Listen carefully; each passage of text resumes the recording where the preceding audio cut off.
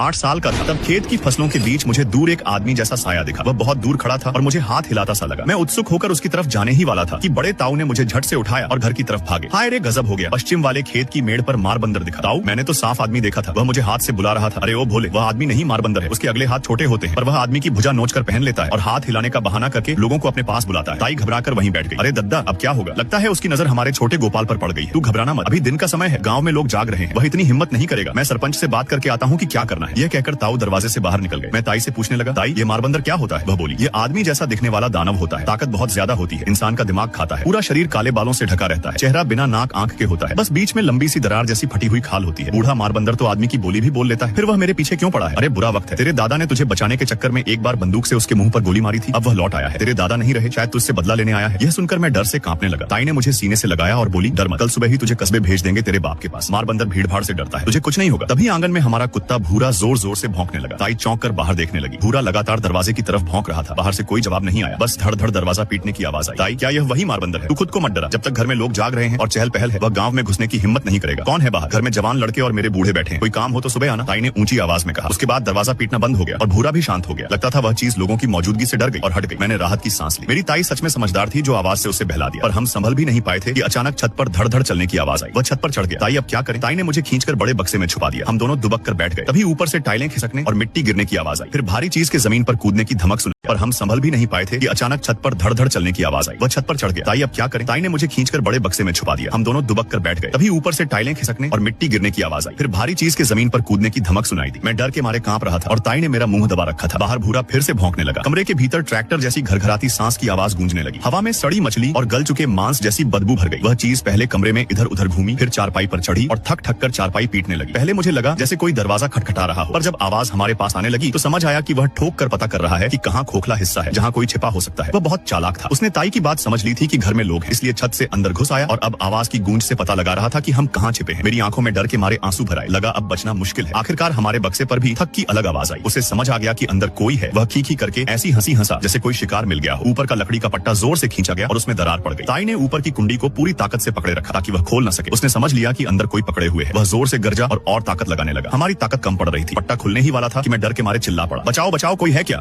वह जोर से गरजा और ताकत लगाने लगा। हमारी ताकत कम पड़ रही थी। पट्टा खुलने ही वाला था कि मैं डर के मारे चिल्ला पड़ा, बचाओ बचाओ, कोई है क्या? तभी खिड़की का शीशा टूटने की आवाज आई। कुछ अंदर कूदा। वह भूरा था। उसने रस्सी तोड़ दी थी और खिड़की से कूदकर हमें बचाने आया था। मारबंदर गरजा और तुरंत भूरा दर्द से चिल्लाया। मुझे लगा अब भूरा मारा जाएगा। तभी बाहर से ताऊ की आवाज आई, दरवाजा खोलो जल्दी, दद्दा बचाओ, मारबंदर घर में घुस आया है। फिर बाहर ढोल नगाड़ों और थालियां पीटने की इतनी तेज आवाज गूंजने लगी जैसे होली दिवाली से भी ज्यादा शोर हो। मारबंदर की दहाड़ धीमी पड़ गई। फिर छत की बल्ली टूटने की आवाज आई। आंगन से लोगों की चीख सुनाई दी। अरे बाप रे, ये क्या चीज है? कुछ देर बाद सब शांत हो गया। मारबंदर भाग चुका था। गांव के लोग आंगन में जमा होकर तरह तरह की बातें करने लगे। किसी ने कहा उसकी हिम्मत देखो, शाम ढल्ले घर में घुस आया। तभी गांव के बूढ़े बुधराम बोले, वह सीधे गोपाल के पीछे आया है, इसे तुरंत कस्बे भेज दो। ताऊ बोले, अभी कैसे भेजें? रात होने वाली है, बैलगाड़ी से कस्बे तक 4 घंटे लगते हैं। अगर रास्ते में उसने पीछा कर लिया तो बच्चा नहीं बचेगा। सरपंच भी पता नहीं कहाँ गया। अगर उसकी मोटरसाइकिल मिल जाती तो अंधेरा होने से पहले पहुंच जाते। फिर ताऊ बोले, आज रात यहीं पहरा देंगे। मैं नहीं मानता, 7-8 जवान मिलकर एक मारबंदर को नहीं मार सकते। बुधराम बोले, वह बहुत चालाक है, गोपाल के दादा जैसे होशियार शिकारी को भी खा गया था। 10 आदमी भी पड़ जाएं तो जरूरी नहीं उसे मार सके। ताऊ ने गुस्से में कहा, हम कोई कच्चे खिलाड़ी नहीं है, गांव के सब मर्द यहीं रुकेंगे। सबने हामी भरी और वहीं डेरा डाल दिया। लेकिन भोर के करीब 4 बजे तक बाहर सन्नाटा ही रहा। मारबंदर का कोई अता पता नहीं चला। उसका आने का कोई निशान नहीं था। ताऊ से किसी ने पूछा, दद्दा क्या मारबंदर अब नहीं आएगा? ताऊ बोले, मारबंदर की फितरत लालची होती है, जिस पर नजर गड़ा दे उसे खाए बिना नहीं छोड़ता। थोड़ी देर बाद आंगन के बाहर फिर हलचल हुई। धड़ धड़ दरवाजा पीटने की आवाज आई। ताऊ झटके से उठकर बैठ गए और इशारे से सबको तैयार रहने को कहा। सब लोग हथियार जैसी जो भी चीज हाथ लगी उठाकर दबे पांव दरवाजे की तरफ बढ़े। फिर से खटखटाहट हुई और बाहर लगी, उठाकर दबे पांव दरवाजे की तरफ बढ़े। फिर से खटखटाहट हुई और बाहर से आवाज आई, अरे दरवाजा खोलो। ताऊ ने पूछा, कौन है? बाहर से जवाब आया, मैं हूँ, दरवाजा खोलो, गांव का मुखिया हूँ, तुम्हें मोटरसाइकिल देने आया हूँ। ताऊ चौंके, इस वक्त मोटरसाइकिल देने कौन आता है? दिन भर तो मुखिया दिखा नहीं, उसे कैसे पता कि हमें गाड़ी की जरूरत है? बाहर से फिर आवाज आई, हाँ मैं ही हूँ, जल्दी दरवाजा खोलो, देर मत करो। एक आदमी बोला, जल्दी अंदर बुला लो, बाहर खतरा है। तभी लंगड़े बुधराम ने सिर हिलाया और कहा, नहीं ये इंसान की आवाज नहीं लगती, बाहर मत निकलो। तभी एक जवान लड़का बोला जिसका नाम था रघु, वह मुखिया का भतीजा था। वह झल्ला कर बोला, बुधराम तुम्हारा मतलब क्या है? क्या मेरे चाचा को बाहर मरने दो? बाहर मारबंदर घूम रहा है, तुम चाहते हो वह उन्हें खा जाए? बुधराम गरज कर बोला, ध्यान से सुनो, क्या यह सच में मुखिया की आवाज लग रही है? दिमाग तो ठिकाने है तुम्हारा। रघु हंस पड़ा और बोला, बुधराम तुम्हें अब भी रंज है कि मेरे चाचा की वजह से तुम्हारी टांग टूटी थी। भलाई का जमाना नहीं रहा, जो मरना चाहता है मरे। मैं दरवाजा खोलता हूँ। मेरी ताई भी घबराई हुई बोली, रघु जरा संभल कर, मुझे भी आवाज ठीक नहीं लग रही। रघु बोला, ताई आप भी इनकी बातों में आ गई, मेरे चाचा को पहचानती नहीं क्या? इतना कहकर उसने घर का दरवाजा खोला और सीधे आंगन के फाटक की तरफ बढ़ गया। ताऊ दुविधा में थे, अगर सच में मुखिया मोटरसाइकिल लेकर आया हो और हमने उसे बाहर खड़ा रखा तो बड़ी बेइज्जती होगी, लेकिन अगर वह मारबंदर भेष बदल कर आया हो तो सबकी जान खतरे में पड़ जाएगी। तभी बुधराम जोर से चिल्लाया, दद्दा दरवाजा बंद करो, ये लड़का अपनी मौत बुला रहा है, हम उसके साथ मरने नहीं जाएंगे। थोड़ी देर बंद करो, ये लड़का अपनी मौत बुला रहा है, हम उसके साथ मरने करने नहीं जाएंगे। थोड़ी देर बाद रघु मोटरसाइकिल धकेलता हुआ अंदर आया। उसके चेहरे पर घमंड था। उसने बुधराम की तरफ देखकर कहा, देखा तुम लोग बेकार डर रहे थे, मैंने कहा था ना मेरे चाचा ही हैं। लो मोटरसाइकिल भी आ गई, अब बच्चे को तुरंत कस्बे ले जाओ। क्या सच में मुखिया आया था? बुधराम का चेहरा उतर गया। वह कोने में जाकर चुप बैठ गया। रघु ने तिरछी नजर से उसे देखा और बोला, अगर मोटरसाइकिल न होती तो इस बच्चे की जान चली जाती। शुक्र मनाओ मैं था। बुधराम समझ गया कि रघु ताना मार रहा है। उसका चेहरा गुस्से से लाल हो गया और वह दरवाजा पटक कर बाहर चला गया। मेरी ताई पीछे से बोली, अरे मत जाओ, बाहर खतरा है, पर वह जिद्दी था, बिना पीछे देखे चला गया। ताई बोली, उसे मत रोको, उसे हमेशा दूसरों की खुशी से जलन रहती है। ताऊ ने कहा, अब भोर होने वाली है, मोटरसाइकिल आ गई है, मैं अभी गोपाल को कस्बे छोड़ आता हूँ और फिर थाने से पुलिस लेकर लौटूंगा, तब इस मारबंदर का काम तमाम करेंगे। ताई बोली, जरा उजाला हो जाने दो, अभी अंधेरा है, मुझे डर है वह पीछा न करे। रघु बोला, किस बात का डर? ताई, 2 पहिए हैं हमारे पास, वह चाहे जितना तेज हो हमसे आगे नहीं निकल सकता, और जितनी जल्दी पुलिस आएगी गांव उतनी जल्दी सुरक्षित होगा। ताऊ ने हामी भरी और कहा, ठीक है, देर करने से अच्छा है, जल्दी निकलो। फिर मैं रघु के साथ उस पुरानी मोटरसाइकिल पर बैठ गया और हम चल पड़े। रघु बहुत तेज चला रहा था। थोड़ी देर में गांव नजर से ओझल हो गया। तभी रघु के पेट से गुड़गुड़ की आवाज आई। वह हंसकर बोला, गोपाल भूख लगी है क्या? मैंने सिर हिलाया। उसने मोटरसाइकिल रोक दी और बोला, अब हम गांव से काफी दूर हैं, यहाँ सुरक्षित हैं, चलो मक्का तोड़कर खाते हैं। उसने खेत से 2 भुट्टे तोड़े और हम मोटरसाइकिल पर बैठकर खाने लगे। तभी अचानक मुझे बहुत गंदी बदबू आई, जैसे सड़ी मछली की। बदबू तेज नहीं थी मगर दूर से आती लग रही थी। मैंने चारों तरफ देखा, घना कोहरा था, कुछ साफ दिखाई नहीं दे रहा था। मैंने खाना रोक दिया। रघु बोला, क्या हुआ, क्यों नहीं खा रहा? मैंने कहा, मुझे मारबंदर की बदबू आ रही है। वह हंस पड़ा, बोला, मजाक मत कर, हम इतना दूर आ गए हैं, वह पीछा नहीं कर सकता। मैंने कहा, सच में गंध आ रही है। रघु बोला, लगता है डर के मारे तुझे वहम हो रहा है, जब तक वह घोड़े पर न बैठा हो इतना जल्दी नहीं आ सकता। फिर भी उसने एहतियात में भुट्टा फेंक दिया और बोला, कस कर बैठ। मोटरसाइकिल फिर तेज रफ्तार से दौड़ने लगी, लेकिन जितना आगे बढ़ते गए बदबू उतनी ही तेज होती गई। मैंने कहा, यह गंध आगे से आ रही है। तभी चीं की आवाज के साथ उसने जोर से ब्रेक लगाया। मोटरसाइकिल रुक गई। पीछे से मैंने देखा उसके कंधे कांप रहे थे। मैंने पूछा, क्या? पीछे से मैंने देखा उसके कंधे कांप रहे थे। मैंने पूछा, क्या हुआ चाचा? वह हकलाते हुए बोला, गोपाल आगे कौन खड़ा है? मैंने आगे देखा, कोहरे में एक साया था, ज्यादा दूर नहीं, वह हमारी तरफ आ रहा था और हाथ हिला रहा था। वह आदमी धीरे से बोला, अरे भाई साहब जरा रुकिए, मुझे भी साथ ले चलो। रघु ने राहत की सांस ली और बोला, अरे ये तो कोई राहगीर है, बेकार डर गया मैं, मुझे लगा मारबंदर है, लेकिन सड़ी बदबू और तेज हो गई। मैं पहचान गया कि यह उसी के शरीर से आ रही है। मैंने रघु की कमीज कसकर पकड़ी और धीरे से कहा, सच में बदबू उसी से आ रही है, मुझे बहुत डर लग रहा है। चुप रहो, उसने डांटा, मगर उसकी आवाज भी कांप रही थी। डर मत, हम मोटरसाइकिल पर गांव से निकले हैं, वह मारबंदर हमसे आगे कैसे पहुंच जाएगा? वह काला साया धीरे धीरे करीब आता गया, डगमग चलता जैसे नशे में हो। रघु आगे चिल्लाया, अरे भैया हमारी मोटरसाइकिल भरी है, किसी को बैठा नहीं सकते। उसने कोई जवाब नहीं दिया, बस धीरे धीरे हमारी तरफ बढ़ता रहा। रघु थोड़ा चौंका, उसे लगा शायद उसने ठीक से सुना नहीं। उसने फिर जोर से कहा, अरे भैया सुन रहे हो, गाड़ी में जगह नहीं है। सामने से आखिर एक आवाज आई। हाँ, रघु बोला। मैंने कहा, गाड़ी भरी है, तुम किसी और से पूछ लो। वह साया वहीं रुक गया और कोहरे में झूमता खड़ा रहा। मेरा दिल धक से रह गया। मुझे अचानक याद आया, मैंने रघु की कमीज पकड़कर चिल्लाया, चाचा ताई कहती थी बूढ़ा मारबंदर इंसान की तरह बोल भी सकता है। रघु झल्लाया, अरे पगले, वह सब कहानियां हैं, सच नहीं होता। लेकिन उसकी बात पूरी भी नहीं हुई थी कि वह साया अचानक चारों हाथ पैरों के बल झुक गया और जानवर की तरह रेंगते हुए हमारी तरफ आने लगा। मैं बुरी तरह डर गया। रघु हड़बड़ा गया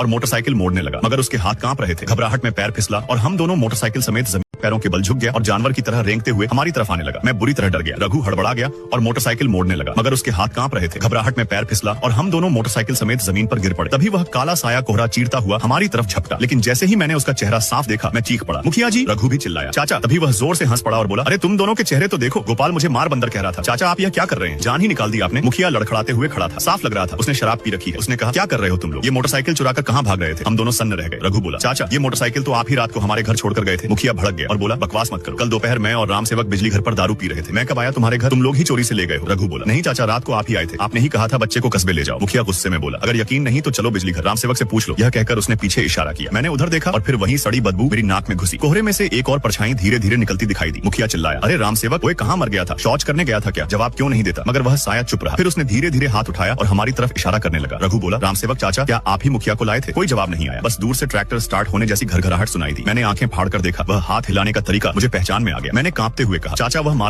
मैंने आंखें फाड़कर देखा, वह हाथ हिलाने का तरीका मुझे पहचान में आ गया। मैंने कांपते हुए कहा, चाचा वह मारबंदर है, कल रात वाला वही साया है। रघु डांटने लगा, चुप रह बदतमीज। मुखिया मेरी तरफ मुड़ा और बोला, गोपाल तूने सच में मारबंदर देखा है? मैंने हाँ में सिर हिलाया और कहा, हम कस्बे पुलिस बुलाने जा रहे थे। वह साया धीरे धीरे हमारे पास आता जा रहा था। तभी मोटरसाइकिल का साइलेंसर जोर से फटा और भड़बड़ की आवाज गूंजी। वह साया 2 कदम पीछे हट गया। मुखिया गरजा, अरे सच में मारबंदर है, भागो। उसने मोटरसाइकिल उठाई और स्टार्ट करने लगा। मुझे झट से पीछे बैठाया और चिल्लाया, रघु साइलेंसर पर जोर जोर से मार। उसे तेज आवाज से डर लगता है। रघु भी घबराया हुआ था, वह साइलेंसर पर मुक्के मारता रहा। दोनों बड़ों ने मुझे बीच में दबा लिया और मोटरसाइकिल दौड़ा दी। मैंने पीछे मुड़कर देखा, वह साया आवाज से घबराकर इधर उधर झपट रहा था और भयानक चीखें मार रहा था। उसकी चाल इंसानों जैसी बिल्कुल नहीं थी। मैं तब समझ गया कि वह सचमुच इंसान नहीं है। मैंने देखा मुखिया के माथे पर पसीना बह रहा था। वह हांफते हुए बोला, वह दरिंदा मेरा पीछा करता आया था। चाचा उसने आपको नुकसान तो नहीं पहुंचाया? मुखिया ने गला सूखते हुए कहा, लगता है वह पहले ही पेट भर चुका है। पेट भर चुका है। राम सेवक शौच करने गया था और लौट कर नहीं आया, शायद उसी को खा गया। मैंने घबरा कर पूछा, अब क्या करेंगे? मुखिया बोला, कस्बे जाना बेकार है, वह रास्ता रोक कर बैठा है, मेरे घर चलते हैं, वहाँ औजार है, मोटरसाइकिल ठीक से देखता हूँ, अभी हमें कोई और उपाय सोचना होगा। मैं बार बार नाक से सूंघता रहा। वह सड़ी बदबू अब भी हवा में थी। मैंने पीछे देखा तो कोहरा था, मगर साया नजर नहीं आ रहा था। मैंने कहा, चाचा बदबू अभी भी आ रही है। मुखिया बोला, कैसे हो सकता है, हम मोटरसाइकिल पर हैं, वह पीछा नहीं कर सकता, जल्दी चलो। वह दरिंदा सीधे रास्ते से नहीं चलता। हम गांव लौट आए। मुखिया मुझे सीधे मेरे ताऊ के घर ले गया। उसने आवाज लगाई, ताऊ ताई, कोई जवाब नहीं आया। उसने कई बार पुकारा, सन्नाटा था। मैंने कहा, शायद सब लोग कहीं और छिप गए हों। मुखिया बोला, हो सकता है, चलो पहले मेरे घर चलते हैं। तभी मुझे आंगन के अंदर से हल्की सी चरमराहट सुनाई दी, जैसे कोई सूखी लकड़ी पर पैर रख रहा तभी मुझे आंगन के अंदर से हल्की सी चरमराहट सुनाई दी, जैसे कोई सूखी लकड़ी पर पैर रख रहा हो। मैंने पुकारा, ताऊ आप घर में हैं क्या? रघु ने भी आवाज दी, मगर फिर सब शांत हो गया। काफी देर कोई बाहर नहीं आया। मुखिया कुछ पल दरवाजे पर खड़ा रहा, फिर अचानक बोला, दरवाजा तोड़ो जल्दी। वह और रघु मिलकर जोर जोर से दरवाजा धक्का देने लगे। एक जोरदार धक्के में किवाड़ टूट गया। जैसे ही अंदर का दृश्य मेरी नजर में आया, मैं चीख मारकर रो पड़ा। मेरे ताऊ लकड़ियों के ढेर पर पड़े थे, हाथ में कसकर छुरा पकड़े हुए, आंखें फटी की फटी। उनके सिर की खाल आधी उधड़ी हुई थी और वह मर चुके थे। रघु चिल्लाया, ताऊ। वह अंदर घुसने लगा तो मुखिया ने उसे पकड़कर पीछे खींच लिया और बोला, अंदर मत जा। उसने दीवार की ओर इशारा किया, जहाँ गीली मिट्टी पर बड़े बड़े पैरों के निशान बने थे। वह हमें पकड़कर पीछे खींचता हुआ बाहर ले आया। उसकी आवाज कांप रही थी। उसने धीमे से कहा, वह दरिंदा अभी भी यहीं कहीं है। वह बोला, वह बड़ा चालाक जानवर है, चाहे नदी में कूद कर तैर ले, हमारे खेतों के रास्ते से भी जल्दी पहुंच जाता है। उसका बस सिर चाहिए, अगर कुछ देर भूखा रहा तो और भी खतरनाक हो जाएगा। मैंने डरते हुए पूछा, मुखिया जी ताऊ तो मर गए, अब क्या करेंगे? मुखिया बोला, पहले मेरे घर चलते हैं। जैसे ही हम मुखिया के घर पहुंचे, हम सबने मिलकर खिड़कियां, रोशनदान, चिमनी, यहाँ तक कि शौचालय का गड्ढा भी बंद कर दिया, ताकि मार बंदर किसी भी रास्ते से अंदर न घुस सके। रघु फोन की तारें ठीक करने लगा और मुखिया गांव के चबूतरे पर लगे लाउडस्पीकर में चिल्लाने लगा, ध्यान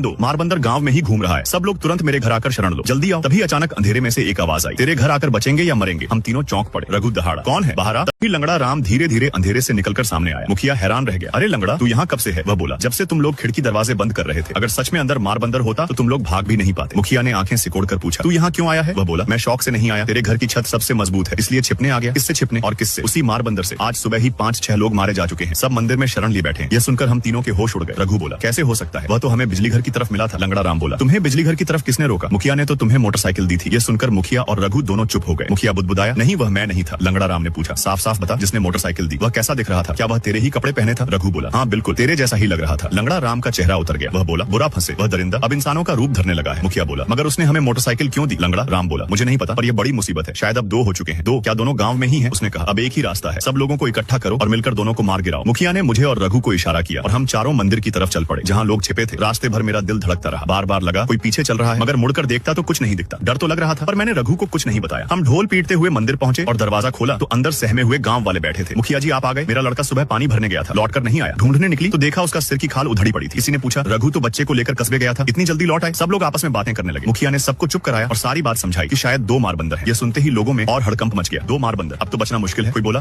सबको चुप कराया और सारी बात समझाई कि शायद 2 मार बंदर है। यह सुनते ही लोगों में और हड़कंप मच गया। 2 मार बंदर, अब तो बचना मुश्किल है। कोई बोला, एक तो इंसान की तरह बोल भी लेता है, कपड़े भी पहन लेता है, कहीं वह हमारे बीच ही तो नहीं? यह सुनते ही मंदिर में सन्नाटा छा गया। सब एक दूसरे को शक की नजर से देखने लगे। मुखिया, गर्जा चुप रहो, वह हमारे बीच नहीं हो सकता। तभी मेरी नजर ताई पर पड़ी। वह कोने में खड़ी थी, चेहरा बिल्कुल सूना, मुझे देखते ही मुस्कुराई। वह पहले भी मुस्कुराती थी, मगर इस बार उसकी मुस्कान अजीब थी, बदली हुई, ठंडी। मेरे बदन में सिहरन दौड़ गई। वह धीरे धीरे मेरे पास आई और बोली, गोपाल। उसने मुझे गले लगाया तो मैं डर के मारे रो पड़ा। पास खड़ी औरत बोली, बेचारा बच्चा ताऊ को उस हालत में देखकर घबरा गया है। तभी मुझे फिर वही सड़ी बदबू आई। मैंने नाक सिकोड़कर कहा, बदबू, बहुत बदबू आ रही है। रघु और मुखिया चौकन्ने हो गए। कहां से बदबू? मैंने कांपते हुए ताई की तरफ इशारा किया। रघु डांटने लगा, अरे अपने ही ताई को बदबू कह रहा है, वह तो किसी तरह जान बचाकर आई है। मैं उससे छूटकर भागा और रघु के पीछे छिप गया। मुखिया ने मेरी हालत को डर समझा और बुजुर्गों से सलाह करने लगा कि आगे क्या करें। तभी लंगड़ा राम बोला, मारबंदर शुरू से बच्चे के पीछे था, आज बच्चा गांव में नहीं था तो उसने बाकी लोगों को मारा। अगर मुखिया ने आंखें तरेड़ी, क्या कहना चाहता है तू? लंगड़ा राम बोला, अब एक ही उपाय है, बच्चे को चारे की तरह सामने रखना होगा, वही उसे बाहर लाएगा। यह सुनकर मेरा कलेजा बैठ गया। सबने आपस में सलाह की और तय हुआ कि रात को मुझे मंदिर के दरवाजे पर बैठाया जाएगा। रघु और बाकी जवान लड़के आसपास घात लगाकर छिपेंगे, चाहे 2 हो या 1, इतने लोगों से नहीं बच पाएगा। रात जल्दी आ गई। मैंने मेरी कमर में घंटी बांधी। मैंने डरते हुए पूछा, लंगड़ा काका मुझे कुछ नहीं होगा ना? वह बोला, गोपाल डर मत, तेरे दादा ने भी इसी तरह उस दरिंदे को फंसाया था। वह बोला, तेरे दादा ने पहले ही एक मार बंदर मार गिराया था, अब तेरी बारी है। मैंने कांपते हुए कहा, लंगड़ा काका मुझे डर लग रहा है। वह घूर कर बोला, डर कैसा, मैं हूं ना तेरे साथ, घबराने की जरूरत नहीं, सब तैयारी हो गई तो? लंगड़ा राम ने कहा, रोते हुए धीरे धीरे खेत की मेंढ की तरफ चल, तेरी रोने की आवाज और कमर में बंधी घंटी की छन छन दूर तक जाएगी। मैं रोता जाता और बार बार पीछे देखता कि कहीं मार बंदर आ तो नहीं रहा। काफी देर तक कुछ नहीं हुआ, फिर अचानक नाक में वही जानी पहचानी सड़ी बदबू आई। मैं फुसफुसाकर खेत में छिपे रघु से बोला। वह आ गया। रघु चौकन्ना हो गया और बाकी जवान भी अंधेरे को घूरने लगे, मगर बहुत देर तक कोई दिखाई नहीं दिया। तभी अचानक मंदिर के अंदर से ठहाके की आवाज गूंजी। हम सब सन्न रह गए। वहाँ वह खड़ा था, पूरे बदन पर काले बाल, सफेद डरावना चेहरा और बीच में लंबी फटी दरार। वही मार बंदर। मैं चीख पड़ा, बचाओ, मार बंदर यही है। मगर देर हो चुकी थी। उसकी चाल बिजली जैसी तेज थी। घात लगाए सब लोग मंदिर के अंदर घुस गए और मैं अकेला रह गया। उसने झपट्टा मारकर मेरा टखना पकड़ लिया और एक झटके में हवा में उठा लिया। मुझे घसीटता हुआ अंधेरे खेतों की तरफ भागा। मैं चिल्लाता रहा, बचाओ। तभी रघु और मुखिया को समझ आया कि वह हमें धोखा देकर भीतर घुसा था। लोग दौड़े, मगर इंसान मार बंदर की बराबरी कैसे करते। तभी अंधेरे में चमकती आग की लपट सी दिखी और जोरदार गोली की आवाज गूंजी। पहली गोली सीधे उसके चेहरे पर लगी, खून छिटक गया। उसने मुझे छोड़ा और भागने लगा। तभी दूसरी गोली उसके सिर के पीछे लगी। वह धम्म से गिरा और हिलना बंद हो गया। लोग खुशी से चिल्लाए, मगर खुशी ज्यादा देर न रही।